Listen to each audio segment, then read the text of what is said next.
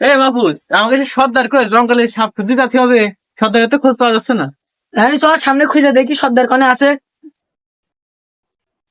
আল্লাহ আল্লাহ আল্লাহ, ভাই সর্দার কনে ও সর্দার। ও সর্দার, উপরে কেন, নিচে আসেন। আমি নিচে যাব নাই, আমি মহা টেনশনে আছি। আমি নিচে যাব নাই। সর্দার নিচে আসেন, ওই যে নতুন একটা সাপের সন্ধান পাওয়া গেছে, এখন সাপ ধরতে যেতে হবে। আমার ঘরের সামনে বাসই রয়েছে, বাসইটা নিয়ে আসো। যাও। জানি সর্দার কি করতে, বেশি নেস থেকে বেশি তো বাবা আমার চেয়ে বেশি ভারী। এ ববো ববো কি না রে সর্দার, এনে লাভেন দিন তাড়াতাড়ি সব ধরতে যেতে হবে। ধর ধর, আমি পড়ে যাবার না। ও, আজকে দিলে সর্দার।